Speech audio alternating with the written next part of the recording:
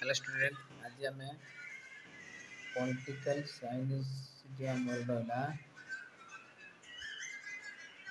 जो आम political science honours कौन आमर जो पॉलिटिकल साइंस ऑनर्स कोर 13 जहाँकि 6th सेमिस्टर आमर किसी गुरुत्वपूर्ण रही यूनिट 2 आज आम डिस्कस करवा जहाँकि पॉलिटिकल साइंस ऑनर्स कोर 13 माओ सेतुंगर किसी दुई मार्क मान कि माओ सेतुंग विषय किसी आम आज आलोचना करवा माओ सेतुंग कौन किए जब आम क्वेश्चन आंसर आस कौन हु इज द माओ सेतुंग कौन माओ सेतुंग माओ सेतुंग किए व्हाट इज माओ सेतुंग माओ सेतुंग किए आमर माओ सेतुंग किसी इयरली लाइफ विषय आम जाना आज है चलो डिस्कस करवा जहाँकि आम एग्जाम भी ये भी बहुत गुरुत्वपूर्ण रहा जहाँकि आम जी किसी लंग क्वेश्चन लिखा ना तो से लंग क्वेश्चन को यही आम माओ सेतुंग विषय किसी फास्ट इंट्रोडक्शन दे पार तो से विषय किसी डिस्कस करवा जहाँकि आम एग्जाम गुरुत्वपूर्ण अटे चलो डिस्कस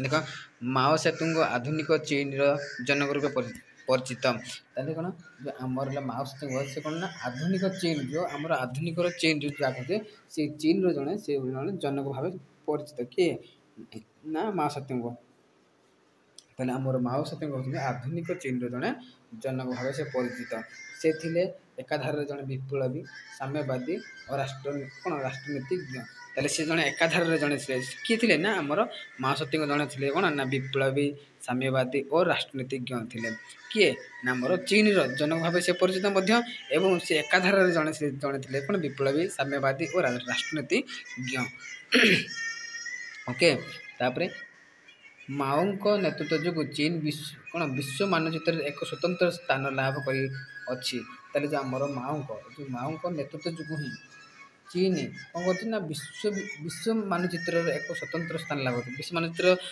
मानचित्र एक स्वतंत्र स्थान लाभ कर कौन जो माओ द्वारा ही माओ नेतृत्व जो ही कौन हो चीन रो विश्व मानचित्र चीन टा कौन गोटे जो आमर विश्व रहा से विश्वर विश्व कौन एक स्वतंत्र स्थान लाभ कर ओके क्लियर माओ सेतुंग थिले कम्युनिस्ट विप्लव कंठधारा बोले माओ सेतुंग जड़े होते कम्युनिस्ट विप्लव जड़े कंठधारा और कम्युनिस्ट चीन सर्वोच्च नेता ताले जो माओ सेतुंग जड़े कौन माओ सेतुंग थिले कम्युनिस्ट विप्लव कंठधारा ताले कौन ना माओ सेतुंग थिले कम्युनिस्ट विप्लव जो कम्युनिस्ट विप्लव रहा से विप्लव कंठधारा थिले और कम्युनिस्ट चीन सर्वोच्च नेता ताले जो कम्युनिस्ट सर्वोच्च नेता किए जो चीन कम्युनिस्ट चीन जो आम कम्युनिस्ट रहा से कम्युनिस्ट जो सर्वोच्च नेता थे किए ना चीन रे माओ सेतुंग ओके क्लियर माओ सेतुंग के 1893 मसीहा डिसेम्बर 26 तारीख में कौन ना हुनानु प्रदेश कौन साओ कौन ना साओ सानो चेंग जो साओ सान कौन साओ सानो चेंग से जन्मग्रहण करथिले ओके क्लियर ताले हमर माओ सेतुंग केबे जन्मग्रहण करथिले ना 1893 मसीहा डिसेम्बर 26 तारीख में से जन्मग्रहण करथिले ना केउठरे ना चीन रो कौन हुनान प्रदेश साओ सानो चेंगर रे से जन्मग्रहण करथिले ताले से कौन गोटे चीन रो गोटे हुनान प्रदेश रहुला से हुनान प्रदेश रो कौन साओ सानो चेंगर से जन्मग्रहण करथिले कि ना हमर से कौन ना आमर माओ सेतुंग ताले जो माओ सेतुंग से केते ना माओ सेतुंग 1893 मसीहा डिसेम्बर मास 26 तारीख में चीन हुनान प्रदेश साओ कौन ना साओ सानो चेंगर से जन्मग्रहण करथिले एवं 1976 मसीहा सेप्टेम्बर 9 तारीख में से मृत्युवरण करथिले ताले केबे मृत्युवरण करथिले ना से केबे जन्मग्रहण करथिले ना 1893 डिसेम्बर 26 तारीख में हुनान सहर गोटे सॉरी प्रदेश शासक ना साओ सानो चेंगर से जन्मग्रहण करथिले एवं 1976 मसीहा कौन सेप्टेम्बर मास 9 तारीख से पेंकी मृत्युवरण करते कौन ना पेंकी से मृत्युवरण करते मृत्युवरण करते ना 1976 मसीहा सेप्टेम्बर 9 तारीख में पेंकी मृत्युवरण करते किए ना माओ सेतुंग केबे जन्मग्रहण करते माओ सेतुंग ना 1893 मसीहा डिसेम्बर मास 26 तारीख में जन्मग्रहण होते चीन हुनान सहर में प्रदेश कौन साओ सानो चेंगर से जन्मग्रहण करते 1976 मसीहा କ'ଣ ସେପ୍ଟେମ୍ବର 9 ତାରିଖରେ ସେ ମୃତ୍ୟୁବରଣ କରିଥିଲେ ଟେଙ୍କିରେ। ଆଉ ମହାସତୀଙ୍କ କାର୍ଲ ମାର୍କ୍ସଙ୍କ ଚିନ୍ତନ ଏବଂ ଲେନିନ୍ଙ୍କ କାର୍ଯ୍ୟଧାରାର ମୁଖ୍ୟତଃ ପ୍ରଭାବିତ ହୋଇଥିଲେ। ତାହେଲେ ଯେଉଁ ମାଓସତୀଙ୍କ କ'ଣ ଆମର ମାଓସତୀଙ୍କ ଜଣେ ହେଉଛନ୍ତି କ'ଣ ନା ଜଣେ ହେଉଛନ୍ତି ସେ ସାମ୍ୟବାଦୀ ରାଜନୀତିଜ୍ଞ, ସେ ଜଣେ ଆଉ ବିପ୍ଳବୀ ଜଣେ ଥିଲେ ସେ ଏକାଧାରାରେ କିଏ ବା ତାକୁ ଆମେ କହିପାରିବା ଚୀନର ଜଣେ ଜନକ ବୋଲି କହିପାରିବା, ଆଧୁନିକ ଜନକ ବୋଲି ଚୀନର ବୋଲି କୁହାଯାଏ। ଚୀନର ଆଧୁନିକ ଜନକ ହେଉଛନ୍ତି ଆମର କ'ଣ ମାଓସତୀଙ୍କ, ଏବଂ ସେ ଜଣେ ବିପ୍ଳବୀ ସାମ୍ୟବାଦୀ ରାଜନୀତିଜ୍ଞ ଥିଲେ। ଆଉ ମାଓଙ୍କ ନେତୃତ୍ୱ ଯୋଗୁଁ ଚୀନର ବିଶ୍ୱ ମାନଚିତ୍ରରେ ଏକ ସ୍ୱତନ୍ତ୍ର ସ୍ଥାନ ଲାଭ କରିଅଛି ବୋଲି। ଆଉ ମାଓସତୀଙ୍କ ଥିଲେ ଜଣେ କମ୍ୟୁନିଷ୍ଟ ବିପ୍ଳବ ଧାରା ଓ କମ୍ୟୁନିଷ୍ଟ ଚୀନର ସର୍ବୋଚ୍ଚ ନେତା। ମାଓସତୀଙ୍କ କ'ଣ ନା 1893 ମସିହା ଡିସେମ୍ବର ମାସ 26 ତାରିଖରେ କ'ଣ ଚୀନର ଯେଉଁ ହୁନାନ ପ୍ରଦେଶ ଶାଓ ସାନ ଚେଙ୍ଗରେ ସେ ଜନ୍ମ ହୋଇଥିଲେ ଏବଂ 1976 ମସିହା ସେପ୍ଟେମ୍ବର 9 ତାରିଖରେ ସେ କ'ଣ ଟେଙ୍କିରେ ମୃତ୍ୟୁବରଣ କରିଥିଲେ। ଏବଂ ମାଓସତୀଙ୍କ କ'ଣ କାହା ଦ୍ୱାରା ପ୍ରଭାବିତ ହୋଇଥିଲେ, ମୁଖ୍ୟତଃ କାହା ଦ୍ୱାରା ପ୍ରଭାବିତ ହୋଇଥିଲେ ନା ଯେଉଁ କାର୍ଲ ମାର୍କ୍ସଙ୍କର କ'ଣ ଚିନ୍ତାଧାରା ଏବଂ ଲେନିନ୍ଙ୍କ କାର୍ଯ୍ୟଧାରା ଦ୍ୱାରା ସେ ମୁଖ୍ୟତଃ ପ୍ରଭାବିତ ହୋଇଥିଲେ। ତାହେଲେ ଯେଉଁ ଆମର କାର୍ଲ ମାର୍କ୍ସଙ୍କର ଯେଉଁ ଚିନ୍ତାଧାରା ରହିଲା ବା ଚିନ୍ତନ ରହିଲା ଏବଂ ଲେନିନ୍ଙ୍କର ଯେଉଁ ରହିଲା କ'ଣ କାର୍ଯ୍ୟଧାରା ରହିଲା, ସେ ତାହା ଦ୍ୱାରା ହିଁ ମୁଖ୍ୟତଃ ସେ ପ୍ରଭାବିତ ହୋଇଥିଲେ। କିଏ ନା ଆମର ମାଓସେତୁଙ୍ଗ। ଏଇ ମାଓସେତୁଙ୍ଗ କ'ଣ ହେଇଥିଲେ ନା ପ୍ରଭାବିତ ହୋଇଥିଲେ।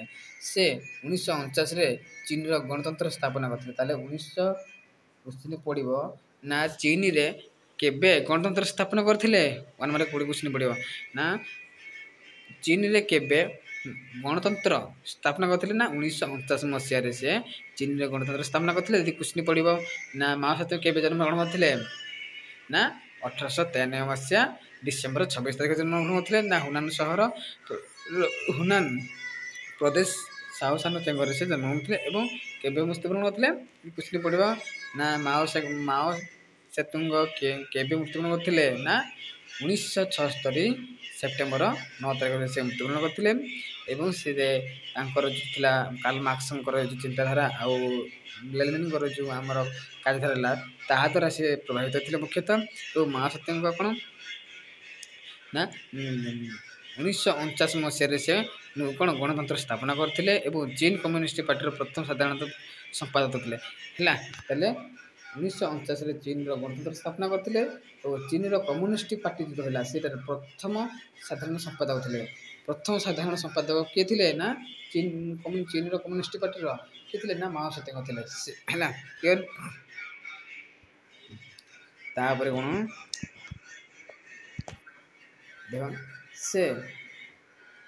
ସେ ଚୀନର ଆର୍ଥିକ ସାମାଜିକ ଏବଂ ରାଜନୈତିକ ପରିବର୍ତ୍ତନକୁ ନେତୃତ୍ୱ ଦେଇଥିଲେ। ଯେ ଆମର ଯେଉଁ ରହିଲା ସେମାନେ କିଏ ଯେଉଁ ଆମର ମାଓସେତୁଙ୍ଗ କ'ଣ ଚୀନର ଆର୍ଥିକ ଅର୍ଥନୈତିକ ସାମାଜିକ ଓ ରାଜନୈତିକ ପରିବର୍ତ୍ତନ ପାଇଁ ସେ ନେତୃତ୍ୱ ଦେଇଥିଲେ। ତାଙ୍କର ପିତା ଏକ କୃଷକ ଥିଲେ। ତାହେଲେ ଯେଉଁ ଆମକୁ ପଡ଼ିବ ନା ଆମର ମାଓସେତୁଙ୍ଗର ପିତା ଜଣେ କୃଷକ ଥିଲେ। ସେ ପ୍ରଥମେ ପାରମ୍ପରିକ ସ୍କୁଲରେ କ'ଣ ଶିକ୍ଷା ଗ୍ରହଣ କରିଥିଲେ। ତାହେଲେ ମାଓସେତୁଙ୍ଗ କେବେ ମାନେ କ'ଣ କରିଥିଲେ ନା ମାଓସେତୁଙ୍ଗ କ'ଣ ପ୍ରଥମେ ପାରମ୍ପରିକ ସ୍କୁଲ ଥିଲା ସେଇ ପାରମ୍ପରିକ ସ୍କୁଲରେ ସେ କ'ଣ ଶିକ୍ଷା ଗ୍ରହଣ କରିଥିଲେ। ଏହା ଏବଂ ପରେ ଚାଙ୍ଗସାରେ ଏକ ଆଧୁନିକ ସ୍କୁଲରେ ପଢ଼ିଥିଲେ। ତାପରେ ଯେତେବେଳେ ସେ କ'ଣ ପ୍ରଥମେ ସେ କ'ଣ ନା ପାରମ୍ପରିକ ସ୍କୁଲରେ ଶିକ୍ଷା ଗ୍ରହଣ କରିଥିଲେ। ତାପରେ କ'ଣ ନା ଚାଙ୍ଗସାରେ ସେ ଏକ ଆଧୁନିକ ସ୍କୁଲରେ ପଢ଼ିଥିଲେ। ଚାଙ୍ଗସାରେ ଗୋଟେ ଥିଲା ସେଇ ଚାଙ୍ଗସାରେ ସ୍କୁଲରେ ସେ ପଢ଼ିଥିଲେ। ଆଧୁନିକ ସ୍କୁଲରେ ଚାଙ୍ଗସାରେ ଏକ ଆଧୁନିକ ସ୍କୁଲ ରହିଛି ସେ ଆଧୁନିକ ସ୍କୁଲରେ ସେ ପଢ଼ିଥିଲେ। ତାଙ୍କର ପ୍ରାରମ୍ଭିକ ଶିକ୍ଷା ତାଙ୍କୁ ବିପ୍ଳବୀ ଚିନ୍ତାଧାରା ଆକର୍ଷିତ କରିଥିଲା। ତାହେଲେ ଯେଉଁ ତାଙ୍କର ଯେତେବେଳେ ସେ ଶିକ୍ଷା ଲାଭ କଲେ ପ୍ରାରମ୍ଭିକ ନା ଆରମ୍ଭରୁ ଶିକ୍ଷା ଗ୍ରହଣ କରିବା ଆରମ୍ଭରୁ ହିଁ ତାଙ୍କ ବିପ୍ଳବୀ ଚିନ୍ତାଧାରାରେ ସେ କ'ଣ ଥିଲେ ଆକର୍ଷିତ ହୋଇଥିଲେ। କିଏ ନା ଆମର ମାଓସେତୁଙ୍ଗ। ତାହେଲେ ମାଓସେତୁଙ୍ଗ କ'ଣ 1927ରୁ 1949 ପର୍ଯ୍ୟନ୍ତ ଚୀନ ନାଗରିକ ଯୁଦ୍ଧରେ ଏକ ମୁଖ୍ୟ ନେତା ଥିଲେ। ତାହେଲେ ଯେଉଁ ଚୀନର ଜଣେ କ'ଣ ଥିଲା ନା ଚୀନର ନାଗରିକ ଯୁଦ୍ଧ ହୋଇଥିଲା। ଚୀନର ଗୋଟେ ନାଗରିକ ଯୁଦ୍ଧ ହୋଇଥିଲା ଯାହାକୁ ଆମେ ଯେଉଁ 1927ରୁ 1949 ପର୍ଯ୍ୟନ୍ତ ଗୋଟେ ଚୀନର ନାଗରିକ ହୋଇଥିଲା। ସେ ଚୀନର ନାଗରିକ ଯୁଦ୍ଧରେ ସେ ମୁଖ୍ୟ ନେତା ଥିଲେ। କିଏ ନା ମାଓସେତୁଙ୍ଗ। କ୍ଲିୟର। ତାପରେ ପଡ଼ିବ କ'ଣ ମାଓ ପଢ଼ିବାକୁ ବହୁତ ପସନ୍ଦ କରୁଥିଲେ। ସେ କ'ଣ ଦେଖୁନ ମାଓ ପଢ଼ିବାକୁ ପସନ୍ଦ କରୁଥିଲେ ଏବଂ ସେ ବିଶେଷ କରି ଚୀନ ସଂସ୍କୃତି ଇତିହାସ ମାର୍କ୍ସବାଦ ତତ୍ତ୍ୱ ବିଷୟରେ ଅଧ୍ୟୟନ କରୁଥିଲେ। କ'ଣ ନା ଆମର ଯେଉଁ ମାଓସେତୁଙ୍ଗ ସେ ଅଧିକ ପଢ଼ିବାକୁ ଅଧିକ ପଢ଼ିବା ପାଇଁ ସେ ପସନ୍ଦ କରୁଥିଲେ। ସେଥିପାଇଁ ଯେଉଁ ଆମର ଚୀନର ସଂସ୍କୃତି ରହିଛି ଆଉ ଇତିହାସ ରହିଛି ଓ ମାର୍କ୍ସବାଦ ତତ୍ତ୍ୱ ରହିଛି ତାକୁ ଏଇ ବିଷୟରେ ସବୁ ସେ ପଢ଼ିଥିଲେ ଅଧ୍ୟୟନ କରିଥିଲେ ବା ପାଠ ପଢ଼ିଥିଲେ। କେଉଁ ବିଷୟରେ ଚୀନର ସଂସ୍କୃତି ଇତିହାସ ଓ ମାର୍କ୍ସବାଦ ତତ୍ତ୍ୱକୁ ସେ ଅଧ୍ୟୟନ କରିଥିଲେ। କିଏ ନା ଆମର ମାଓ ସେତୁଙ୍ଗ ଓକେ। ତାହେଲେ ସେ କବିତା ଲେଖିବାକୁ ଆଗ୍ରହୀ ଥିଲେ ମଧ୍ୟ ସେ ଅଧିକ ମାନେ ସେ କବିତା ଲେଖିବା ପାଇଁ ବେଶୀ ପସନ୍ଦ କରୁଥିଲେ, ଯାହା ସେ ତାଙ୍କର ଚିନ୍ତାଧାରା ଏବଂ ଧାର୍ମିକ ରାୟ ବ୍ୟକ୍ତି କରିବା ପାଇଁ ବ୍ୟବହାର କରୁଥିଲେ ଓକେ କ୍ଲିୟର। ଏବଂ ତାଙ୍କର କିଛି ଆମେ ରଚନାବଳୀ ଦେଖିବା ବା ପୁସ୍ତକ ଗୁଡ଼ିକ କେତେକ ଲେଖିଛନ୍ତି, 3ଟି ଲେଖିଛନ୍ତି। ସେ 3ଟି ପୁସ୍ତକ କ'ଣ ନା କଣ୍ଟ୍ରାଡିକ୍ସନ୍ କ'ଣ ନା ଆମର ଗୋଟେ ପ୍ରଥମ ରହିଲା କ'ଣ ନା କଣ୍ଟ୍ରାଡିକ୍ସନ୍ ଏମଙ୍ଗ ଦ ପିପୁଲ୍, ଯାହାକି 1957 ମସିହାରେ ସେ ପ୍ରକାଶ କରିଥିଲେ ହେଲା। କିଏ ଆମର ମାଓ ସେତୁଙ୍ଗ ନା 1957 ମସିହାରେ ମାଓ ସେତୁଙ୍ଗ ଗୋଟେ ପୁସ୍ତକ ଲେଖିଥିଲେ ନା କଣ୍ଟ୍ରାଡିକ୍ସନ୍ ଏମଙ୍ଗ ଦ ପିପୁଲ୍, ଯିଏକି 1957 ମସିହାରେ ସେ ପ୍ରକାଶ କରିଥିଲେ। ଆଉ ନ୍ୟୁ ଡେମୋକ୍ରେସି 1940ରେ ସେ ପ୍ରକାଶ କରିଥିଲେ। କିଏ ନା ତାଙ୍କର ପୁସ୍ତକଟି ନ୍ୟୁ ଡେମୋକ୍ରେଟିକ୍ ପୁସ୍ତକ ବା ରଚନାବଳୀ ସେଟା 1940ରେ ସେ ପ୍ରକାଶ କରିଥିଲେ ହେଲା। ଆଉ ଗୋଟେ ରହିଲା କ'ଣ ଦ ପିପୁଲ୍ସ ଡେମୋକ୍ରେଟିକ୍ କ'ଣ ନା ଡିକ୍ଟେଟରସିପ୍ କ'ଣ ନା ଦ ପିପୁଲ୍ସ ଡେମୋକ୍ରେଟିକ୍ ଡିକ୍ଟେଟରସିପ୍, ଯାହାକି 1949ରେ ଏହାକୁ ପ୍ରକାଶ କରିଥିଲେ ନା 1949ରେ ଦ ପିପୁଲ୍ସ ଡେମୋକ୍ରେଟିକ୍ ଡିକ୍ଟେଟରସିପ୍, ଯାହାକି 1949ରେ କ'ଣ ଥିଲେ ନା ପ୍ରକାଶ କରିଥିଲେ କ୍ଲିୟର। ଯଦି ପଢ଼ିବ କ୍ୱେଶ୍ଚିନ୍ ନା କଣ୍ଟ୍ରାଡିକ୍ସନ୍ ଏମଙ୍ଗ ଦ ପିପୁଲ୍ କେବେ ପ୍ରକାଶ କରିଥିଲେ ନା 1957 ମସିହାରେ। ଆଉ ନ୍ୟୁ ଡେମୋକ୍ରେସି ପୁସ୍ତକ କେବେ ରଚନା କରିଥିଲେ ନା 1940ରେ। ଏବଂ ଦ ପିପୁଲ୍ସ ଡେମୋକ୍ରେଟିକ୍ କ'ଣ ନା ଡିକ୍ଟେଟରସିପ୍ କେବେ ନା 1949ରେ ଓକେ କ୍ଲିୟର। ଏଇ ଭିତରେ ଆମର ଦେଖୁ ନିଶ୍ଚିତ ଆମର 100% ଏକ୍ଜାମ୍ରେ ଆସିବାର ସମ୍ଭାବନା ରହିଥାଏ। ଆଉ ଯେଉଁ ରହିଲେ ତାଙ୍କ ବିଷୟରେ କିଛି ପଢ଼ିଲେ, ତାଙ୍କ ଲାଇଫ୍ ବିଷୟରେ ପଢ଼ିଲେ ହେଲା। ସେ ଚୀନରେ କ'ଣ ଥିଲେ, ଚୀନରେ ଜଣେ ନେତା ଥିଲେ ଏବଂ ସେ କ'ଣ କେବେ ଜନ୍ମଗ୍ରହଣ କରିଥିଲେ, କେଉଁ ମୃତ୍ୟୁବରଣ କରିଥିଲେ, ସେ କ'ଣ ଅଧିକ କ'ଣ କରିବାକୁ ଚାହୁଁଥିଲେ, ଅଧିକ ସେ ପଢ଼ିବାକୁ ଚାହୁଁଥିଲେ, ଭଲ ପାଉଥିଲେ ଏବଂ ସେ ମଧ୍ୟ କବିତା ଲେଖିବାକୁ ବହୁତ ଭଲ ପାଉଥିଲେ। ଏବଂ ଚୀନର ଯେଉଁ ନାଗରିକ ଯୁଦ୍ଧ ଥିଲା, ସେଇ ନାଗରିକ ଯୁଦ୍ଧରେ ସେ କ'ଣ କରିଥିଲେ ନା ମୁଖ୍ୟ ନେତା ମଧ୍ୟ ଥିଲେ ହେଲା। ଏବଂ ସେ ଚୀନର ସଂସ୍କୃତି, ଇତିହାସ ଓ ମାର୍କ୍ସବାଦ ତତ୍ତ୍ୱ ଉପରେ ଅଧ୍ୟୟନ ବେଶୀ କରିଥିଲେ କ୍ଲିୟର। ଆଉ କମ୍ୟୁନିଷ୍ଟ ପାର୍ଟିର ପ୍ରଥମ କ'ଣ ସାଧାରଣ ସମ୍ପାଦକ ସେ ମଧ୍ୟ ଥିଲେ। କିଏ ନା ଆମର ଯେଉଁ ମାଓ ସେତୁଙ୍ଗ ଥିଲେ ହେଲା। ଆଉ ତାଙ୍କର ଯେଉଁ ଗଣତନ୍ତ୍ର ରହିଲା, ଚୀନର ଗଣତନ୍ତ୍ର ସ୍ଥାପନା କରିଥିଲେ କେବେ ନା 1949ରେ ଚୀନର ଗଣତନ୍ତ୍ର ସ୍ଥାପନା କରିଥିଲେ ହେଲା। ଆଉ ନ୍ୟୁ ଡେମୋକ୍ରେସି ହେଉଛି ତାଙ୍କର ଗୋଟେ ପୁସ୍ତକ, ଯାହାକି କେତେ 1940ରେ ପ୍ରକାଶିତ ହୋଇଥିଲା ଓକେ କ୍ଲିୟର।